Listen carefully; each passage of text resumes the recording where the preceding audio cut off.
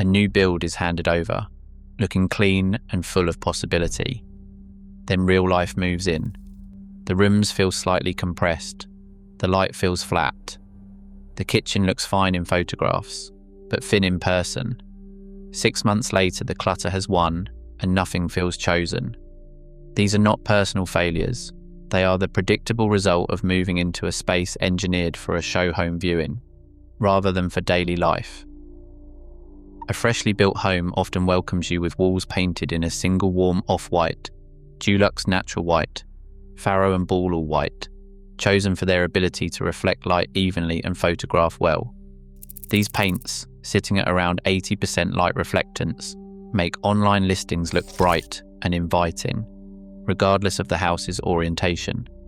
But once the moving boxes are unpacked, that same neutral can feel stark, even sterile. The colour was not chosen for comfort, but for speed and mass appeal. Step into a show home, and the sense of space feels generous. This is not just good design, it is a calculated choice. Stagers use scaled-down furniture, a 180cm sofa, where most would expect a 210cm one, to create wide walkways and open sightlines. When full-size sofas and tables arrive, the reality of the room's true scale becomes apparent. Circulation tightens, and what seemed spacious now feels crowded. The illusion was set long before the first viewing. There are ways to avoid these common pitfalls. Before painting, try a 50ml sample pot of a warm white, like Farrow and Ball lamp light or Dulux soft wheat.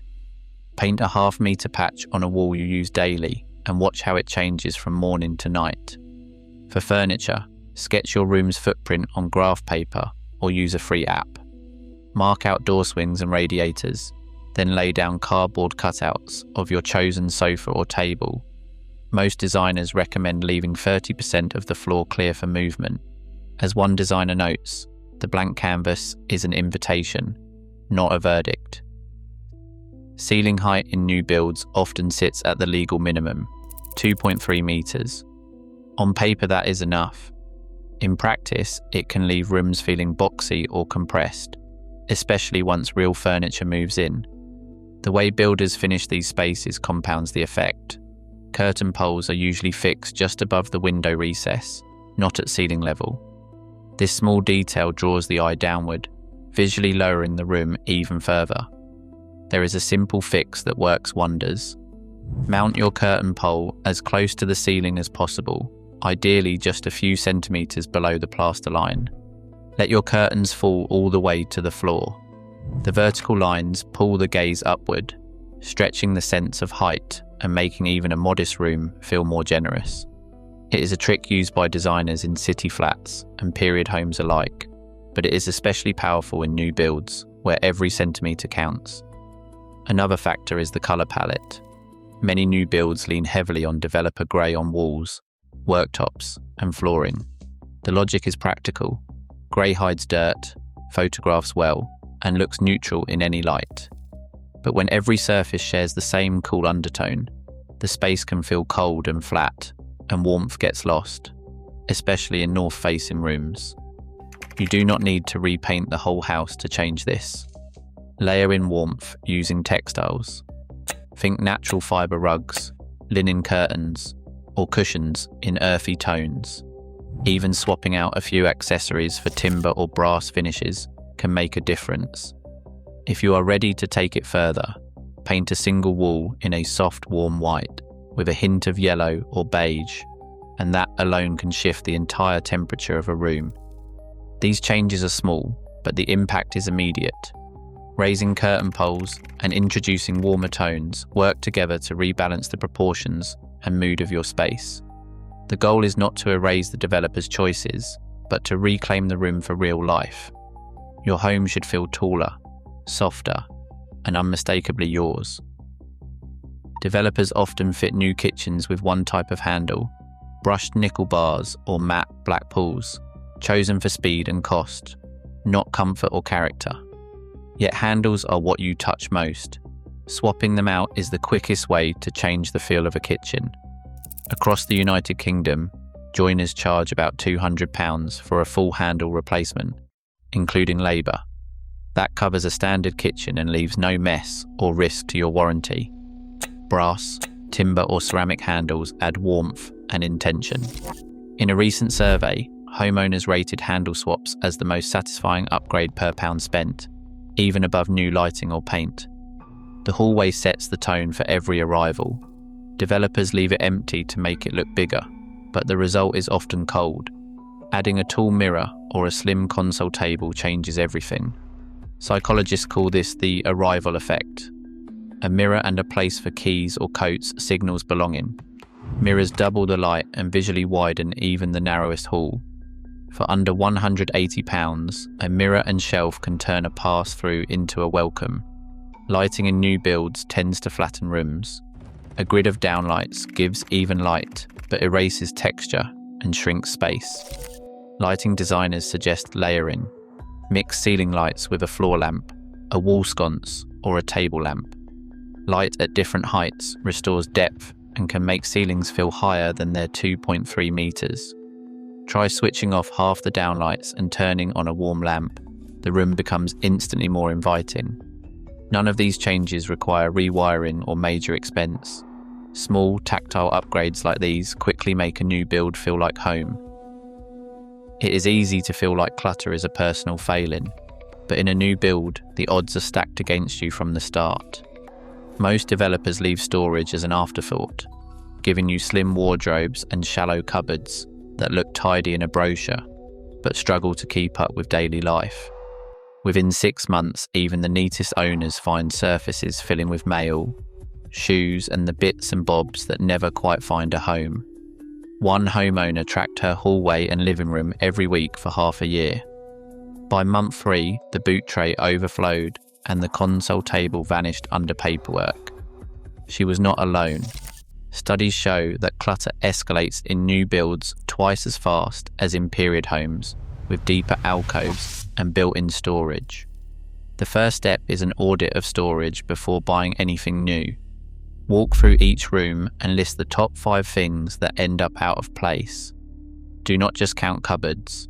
Note the gaps. For example, no hooks by the door, nowhere for recycling, shoes piling up by the stairs. This checklist becomes your guide. Only then do you add storage that fits your actual habits, not the developer's guess. But storage alone will not make a house feel lived in. Many new builds end up looking like a catalogue because owners worry about mixing styles or adding personality. Research shows that a single vintage or handmade piece, such as a ceramic lamp or an old wooden stool, can double the sense of authenticity in a room. It is not about recreating a show home. It is about giving yourself permission to layer in contrast. A well-chosen object with history or colour can break up the uniformity and make the space feel like yours, not a rental. The relief is real. When clutter is under control and the room holds something you love, the whole mood shifts. Suddenly you are not firefighting mess, you are curating a home. That is the moment when the blank shell starts to reflect who you are, not just how the house was sold. Open plan living is one of the biggest selling points in a new build, but it can leave you feeling adrift, almost like furniture is floating with no real anchor. The absence of walls means there are no natural boundaries, so everything from the sofa to the dining table can end up drifting to the edges, making the space feel both empty and cluttered at the same time. Research into open plan layouts shows that the most effective way to create order is by using clear zone markers. A large rug, at least big enough for the front legs of every seat in a seating area, acts as an island, instantly defining where the living zone starts and ends. The same goes for the dining space. A rug under the table, or a pendant light hung low, signals a distinct area for meals. These simple cues help prevent the sprawl that makes open plan rooms feel unfinished. You don't need to build partitions or invest in custom joinery. Just by grouping furniture around a rug or centering a table beneath a light, you carve out zones that make the space feel intentional and lived in. The result is a layout that works for real life, not just for the sales brochure. It is tempting to rush in and make a new build feel finished right away, but here is what most developers will not mention. Over 80% of all settlement cracks appear within the first year. That is not a flaw in your home or in you, it is just how new materials settle and dry. A chartered surveyor explains it simply. Concrete, plaster, and timber all shift as they lose moisture, especially through their first winter and spring. Painting or hanging shelves too early can lock in these changes, leaving you patching and repainting far sooner than you would have planned. The best move is to wait at least one full season before making permanent choices. Use that time to live in the space, watch how light moves, and keep a reserve in your budget for the right upgrades later. Patience. Here is not just about avoiding cracks, it is a way to make every decision count, so your home grows with you, not ahead of you. Right now, thousands of new build homes across the UK look perfect, yet feel unfinished. That discomfort isn't your mistake, it's the legacy of choices made for marketing, not for living. The developer handed you a shell. What happens next is entirely yours. Thanks for inviting me into your process.